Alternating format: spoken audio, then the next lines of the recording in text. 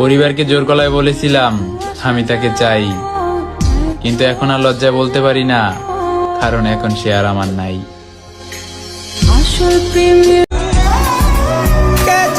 তুমি প্রিয় ছিলে আর তুমি প্রিয় থাকবে। তুমি নাই তো কি হয়েছে, তোমার ছবি সারা জীবন আমার কাছে থাকবে। আমার সাথে কথা না বলে যে মানুষটা একটা মুহূর্ত থাকতে পারেনি, আজকে তার ব্যবহারে স্পষ্ট বোঝা যায় যে তার জীবনে আর আমার কোনো প্রয়োজন নাই।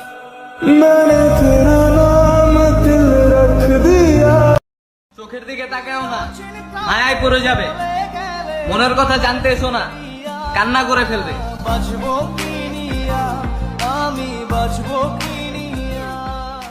আপনার বোঝা উচিত ছিল, রক্তে এত তেজ, জিদ আর তেরামি থাকার পরেও আমি কেন আপনার নেশায় পাগল ছিলাম।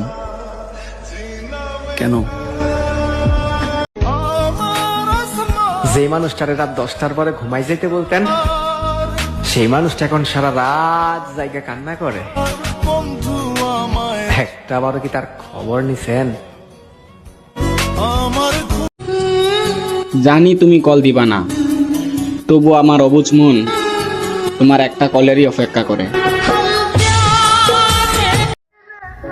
অনেক পুরনো একটা স্বপ্ন ছিল, যেটা দেখার পর মনে হয়েছিল এটা পূরণ করা কখনোই সম্ভব না। কিন্তু বিশ্বাস করো, আমি যখনই আমার চোখের সামনে তোমাকে দেখি, আমার কাছে মনে হয় আমার স্বপ্ন পূরণ হয়ে গেছে। আমার হৃদয় একটা আয়না, এই আয়নায় তোমার মুখটি ছাড়া কিছুই দেখা যায় না।